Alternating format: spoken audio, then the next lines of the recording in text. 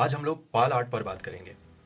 Bihar public service commission की general study paper first, जिसमें 3 section होता है और उसका सेक्शन 1 जो होता है वो हिस्ट्री एंड आर्ट से होता है। एक क्वेश्चन आर्ट से आता है और ये जो आर्ट के जो क्वेश्चन होते हैं वो 3 क्वेश्चन होते हैं, जिसमें से एक आना ही है बिहार पब्लिक सर्विस कमीशन के general study paper first mains में।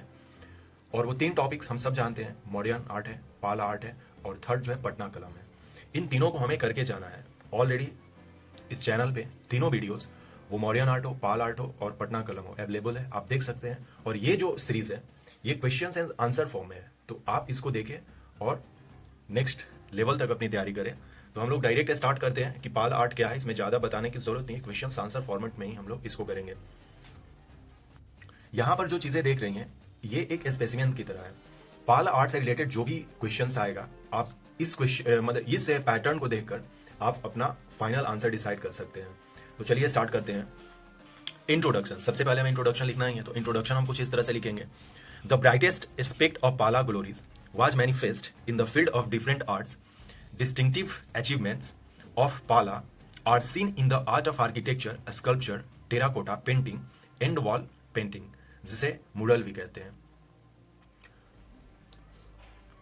पाला की ग्लोरीज उसके आर्ट से हमें देखने को मिलती है और वो डिफरेंट फील्ड्स में थी। वो आर्किटेक्चर में हो, स्कल्पचर में हो, टेराकोटाज हो या फिर पेंटिंग हो, इन सारी चीजों में पाला की हमें ग्लोरीज दिखती है।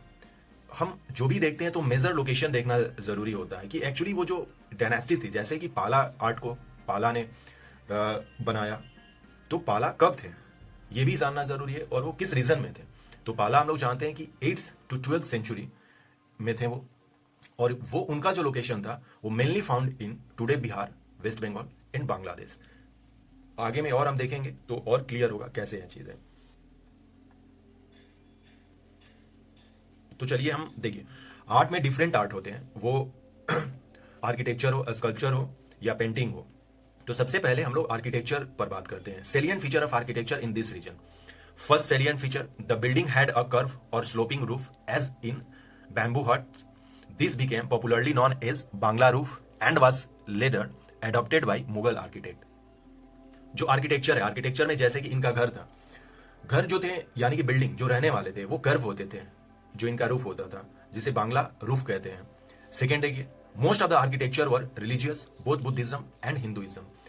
जो पालाज लोग थे वो बुद्धिज्म को काफी सपोर्ट करते थे, लेकिन ऐसा नहीं है कि हिंदुइज्म को इन्होंने नहीं सपोर्ट किया था।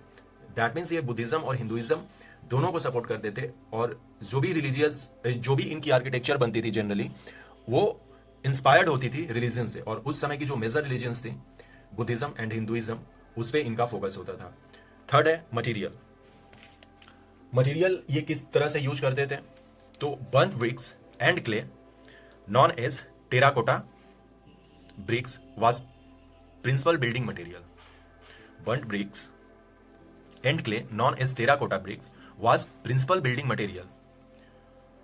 Next, architecture should speak of its time and place but yearn for timelessness. ये एक तरह का आर्किटेक्चर के बारे में कोट है, जो कि आप लिख भी सकते हैं, नहीं भी लिख सकते हैं। अब डिटेल एनालिसिस देखते हैं। हमने कैरेक्टरिस्टिक्स देख लिया आर्किटेक्चर की कि उनकी कैरेक्टरिस्टिक्स क्या होती थी, तो डिटेल्स एनालिसिस देखते हैं अब डिफरेंट साइट्स, जिससे कि हमें पता चले कि कहां कहां पर इन्होंने अपने जो भी आर्किटेक्चर है उन्होंने बनाए थे, और जिससे हमें ये इंफॉर्मेशन मिलता है। Show details analysis of Pala architectural sites. Various mahaviharas, stupas, chaityas, temples and forts were constructed. Architecture में ये डिफरेंट टाइप्स आते हैं। महाविहारास बना सकते हैं, स्तूपास बना सकते हैं, क्योंकि बुद्धिज्म से रिलेटेड थे तो महाविहारा, स्तूपा, चैत्यास इस पर फोकस होगा। टेम्पल ये हिंदुइज्म से रिलेटेड होगा और बुद्धिज्म से भी रिलेटेड होगा। और फोर्ट जो होगा ये राजा को बचाने के लिए होगा। तो इन्होंने ये सारे कंस्ट्रक्शन किए आर्किटेक्चर में। Most of this buildings have vanished, leaving no extant architecture from this period and making it very difficult to reconstruct or systematic overview of the architectural development.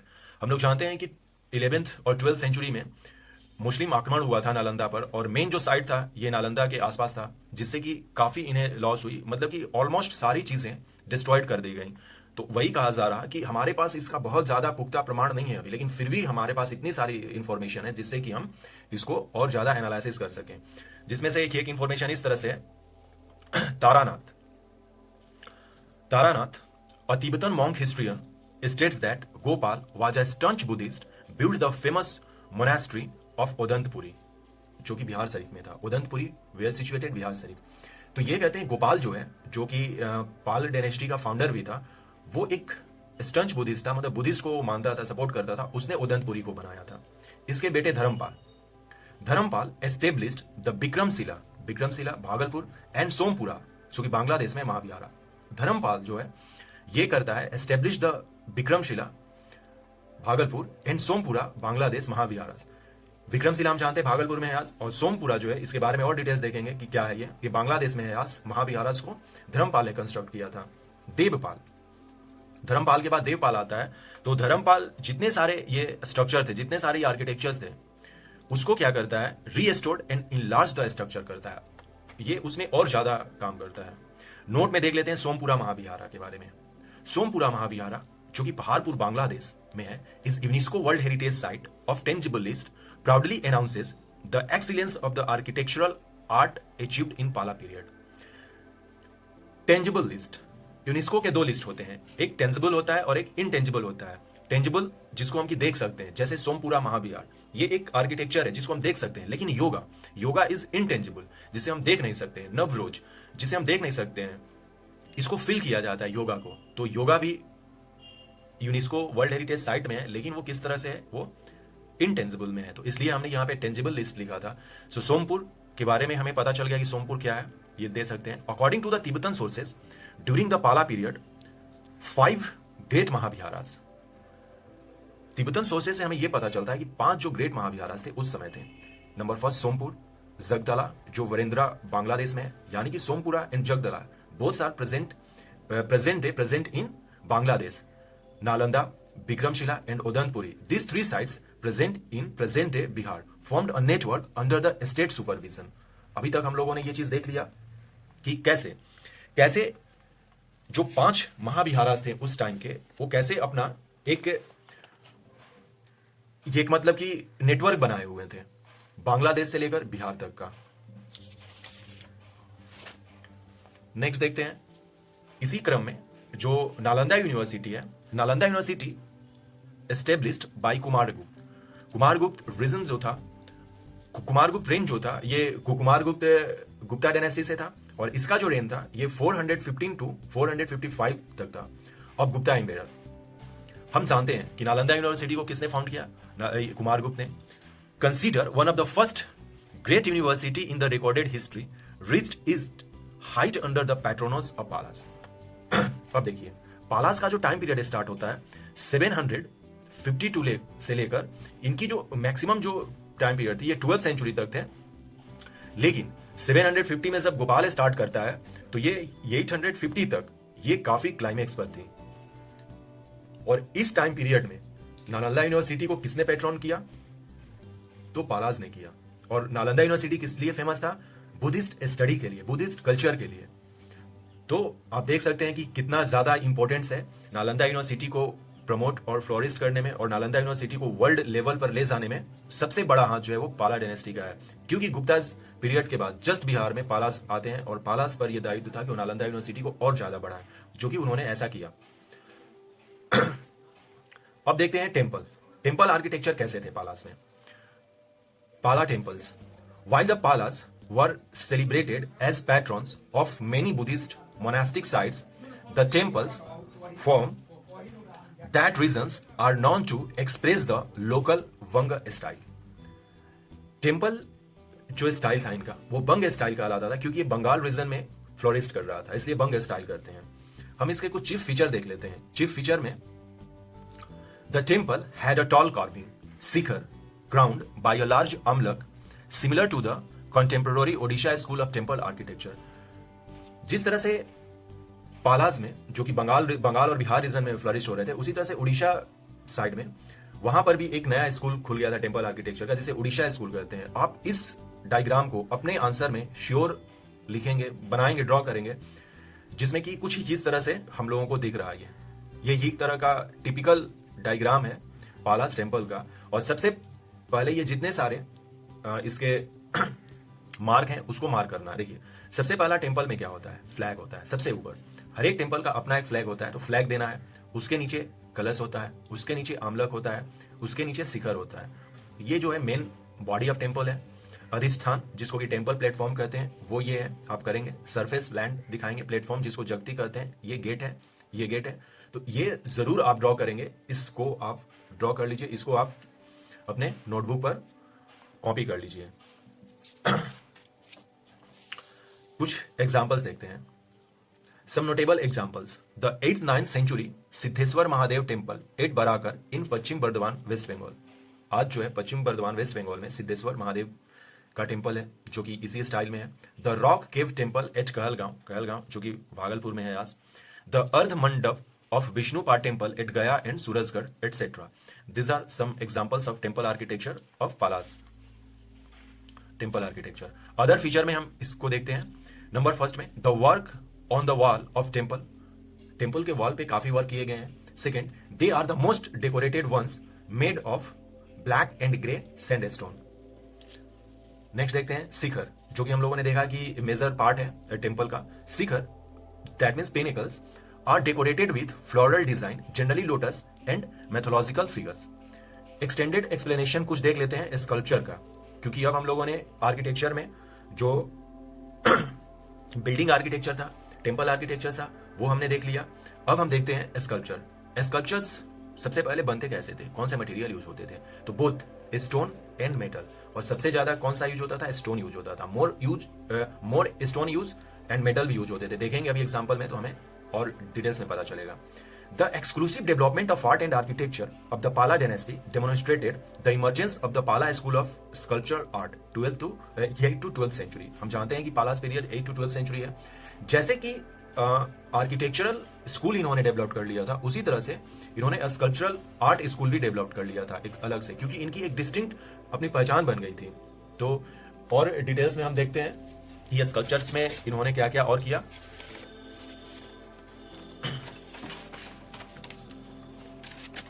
Gupta tradition of sculpture art with incorporated lot of local characteristics of Bengal।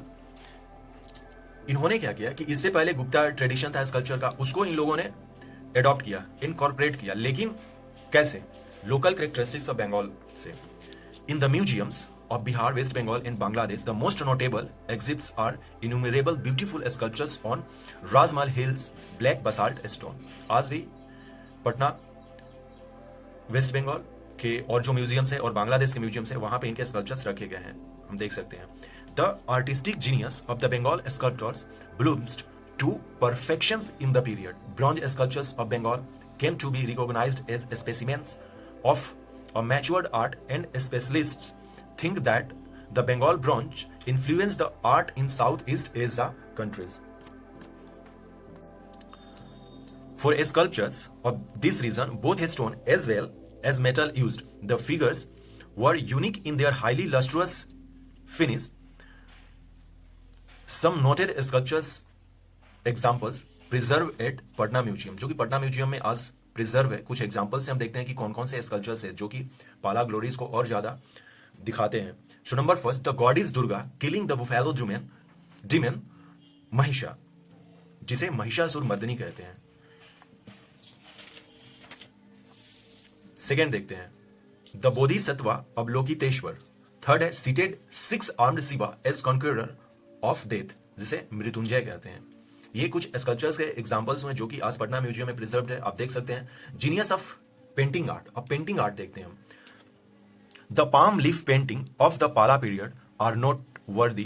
The principal centre of bronze and painting were the great Buddhist monasteries at Nalanda and Kurkihar present in Gaya, and the works were distributed throughout Southeast Asia. According to Taranath, Taranath is a Tibetan monk and historian, refers to 2 artists of the reign of Dharampal and Devpal, Dhiman and Vitpal, और VITAPAL, Vitpal भी इसे कहा जाता है। Father and son, Dhiman father था इसका, विटपाल का। Hailing from Barendra, they worked painting and metal casting।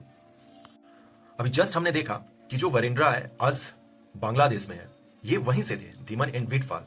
जो कि पेंटिंग एंड मेटल कास्टिंग पर इनकी पकड़ थी और इन्होंने काफी बहुत कुछ किया था। Dhiman founded the eastern school of painting. The son Bijpal initiated the eastern style in metal sculpture. ये जो है स्कल्पचर और ये जो है पेंटिंग, धीमन पेंटिंग को करता है और बीजपाल जो है वो स्कल्पचर्स को करता है। Countless images testifying to the artistic activity in the early Pala period have been discovered at various places of Bihar, West Bengal, Bangladesh. Most of these images are Buddhist in subject. हम लोग जानते हैं कि generally ये religions ही होते थे, architecture भी उसी तरह से थे, रिलीजियस थे, तो पेंटिंग भी जो होंगे वो हम लोगों ने देखा कि मैक्सिमम जो चीज़ें थी वो आर्किटेक्चर हो, स्कल्पचर हो या फिर पेंटिंग हो। मोस्ट ऑफ ये जितने सारे आर्ट्स हैं वो रिलीजन्स होंगे, या तो बुद्धिज्म से रिलेटेड होंगे या तो हिंदुइज्म से रिलेटेड होंगे, लेकिन मोस्ट ऑफ जो चीज़ें थी सब्जेक्ट वो बुद्धिस्ट से रिलेटेड थी, क्योंकि पालास जो थे वो बुद्धिस्ट फॉलोअर थे। हम कुछ नोटेबल आर्ट सेंटर देख लेते हैं इन बिहार, चूंकि हम लोग बिहार पब्लिक सर्विस कमीशन के एग्जाम को लिख रहे हैं और ये बिहार के रिस्पेक्ट में पूछता है क्वेश्चन। तो देखते हैं कुछ साइट। कुर्कीहार जो गया में है, बोध गया, नालंदा, भागलपुर, बिहार शरीफ, ये मेजर सेंटर थे इन Bihar. In many Vajrayana and Tantrayana Buddhist manuscript appears the beautiful painting of the Buddhist religions. The art of painting is manifest in 400 odd painting that appears in the so far discovered 24 painted manuscript of। ये 24 printed manuscript किसमें मिले हुए हैं? तो ये तीन जो चीजें हैं ये आप नाम याद कर लेंगे, लिखेंगे भी। पंचरक्षा, अष्ट सहस्रिका, प्रज्ञान प्रमिता।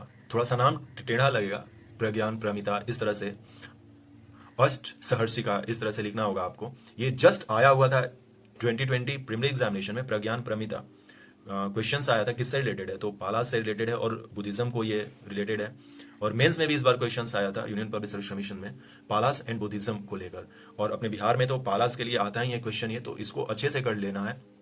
एंड पंच विनिक्स सहस्रिका, प्रज्ञान प्रमिता, ये थोड़ा सा प्रोनाउंसिएशन मेरे से सही से नहीं हो पा रहा, बट कुछ ही इस तरह से आप देख लेंगे।